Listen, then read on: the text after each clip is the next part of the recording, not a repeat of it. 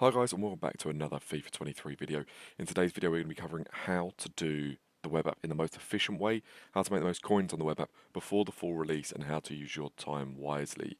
There's a few different ways to do this, so we're going to go through each one, but I suppose we'll start at kind of the beginning. At the beginning of the game you're looking to maximise the few options you have to make coins. There is very few, you're limited on your balance and you're limited on how you're going to do it. So this year we have a long time between the release and the full game. So the web app comes out on like the 21st and the game comes out on the 27th. So we've got basically a week of it. When you come and load on, it is like when you load on the console, you select your nation, so on and so forth. So what you're going to do is you're going to want to pick the best nation for you. To be honest, you're probably looking French, Brazil, England, because they're all in multiple different leagues and that's going to help with the SBC. Then you're going to log in and you're going to have your loyalty packs. To be honest, I would open every single pack ASAP and sell everything. Almost all of it will have some form of value. Obviously, if you pack something really kind of meta or expensive, then maybe I'd consider holding because obviously the coin balance is going to boost. But consider if you do sell, you're going to be able to use them coins to boost other things, and a lot of people don't have coins at that current moment in time.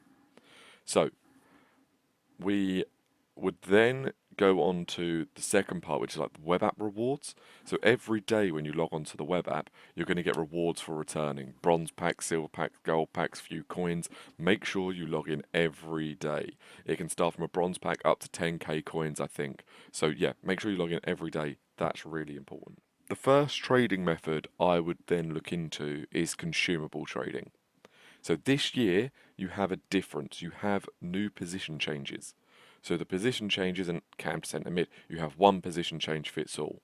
This card is going to be so in demand, and I don't know how much it's going to be weighted at to be packed. So I would keep an eye and snipe them. So if they're being listed for £1,000 and you can snipe them around 500 or below, do that and just keep buying them up because they will sell. So many people are going to be keen to buy them and then flip them on or use them that basically they're going to be bought or they're going to be packed, go into the market, and then vanish because they just keep being used. So I think they're really, really key items to be looking at this year. There's other things to look at as well, but I think that could be the main one on the web app is that position change where people won't be opening a lot of packs. That could be one of the best ones. People are going to want to get their teams ready and things like that. And then you have chem styles. As always, chem styles are popular, and you know they're going to increase in price. Shadow, Hunter, Hawk. Keep an eye on them. Look what their price are. Pick them up on bid. Sell them on buy it now. You can make a few extra 100 coins there. You then have the silver kind of player method. Have a look at the SBCs and see if any of them can fit silver players, what silver players and how they're going to fit. Um, Basic stuff such as Premier League, silver, max 200 can kind of give you an effective filter for some easy early coins, but you're not going to make, I don't think, huge money on that method, but it's a way to kind of top up the coins. So, the next step I'm going to go into is probably my favourite method. So this is the mass bidding method. So mass bidding is where you find a player, you find a card, and you go on the market and you go, this card, their minimum buy it now is 1,000 coins. I'm going to mass bid at 700 coins or 800 coins and take a really small profit, but a lot of it. So the reason this works so well is because you can mass bid up to 50 items. If you're going to then be AFK for a little while, they're going to run through until they end their time, and then you either won them or you haven't. So that's one that's really effective, and then you just sell them on for the price obviously you know they sell for. What lines up actually quite well with this, if mass bidding and you're going to be available the whole time, is mass bid and then snipe. So you mass bid on the next 15 minutes, say, of cards, and then whilst they finish, you go and snipe the same card. So you're then sweeping up the entire market of that card or sniping a different card. And you say, right, I want to pick up mass bid. I want to pick up all of the. We'll use the position changes as an example because we spoke about them already. I want to mass bid on the position changes. So once again, I'll use the example that they're selling for 1,000. We're going to mass bid at 800. You bid across the whole up to 15 minutes worth that are finishing. You then go and you go, right, so I've done 15 minutes worth, bid on all of them, got a grand in the bank. So that's all done. I am now going to go and have a look at the other options that we can do. So we can then go snipe them, and I'm going to say, right, so I want to pick them up 800 coins on below on snipe, so I'm just doing the filter on repeat and sniping them cards and picking up whatever I can and then listing at 1,000. And that way you've kind of covered that entire market and you'll make quite a few coins. So SBC trading, I don't know how it's going to work this year. I can't give you advice because we don't know exactly how SBCs will work yet. There's rumours that they'll have no chemistry, but I think that's problematic and we probably want chemistry. So we're going to have to wait and see on that one. But overall, there could be some very interesting trading methods and looking to kind of corner the market and get control. But if you can trade for them and keep some of the players and complete the SBCs as you go, you're going to make silly money. Completing them SBCs early is key. If you manage to finish them on the web app, you're going to be making absolute bank.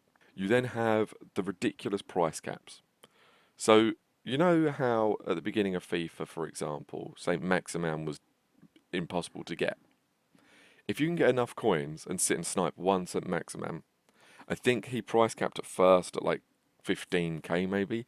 They then upped it to like 30 and then eventually it went up and he could be sold. If you can pick one of them cards up in this ridiculous price cap scenario, they have to be like they have to be a card that is worth it. Don't pick up some of the silly ones that go really high in price for no reason. But yeah, if you pick up one of them and keep hold of them for the entirety of, or until their price cap reaches, you can make a lot of coins very quickly. Just be careful what one you pick up. You then have the out-of-pack investment.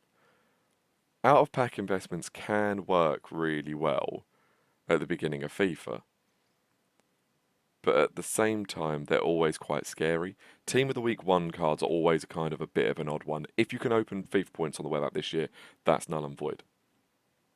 But I think that it could be quite strange. I think the Team of the Week 1 investment can be very good.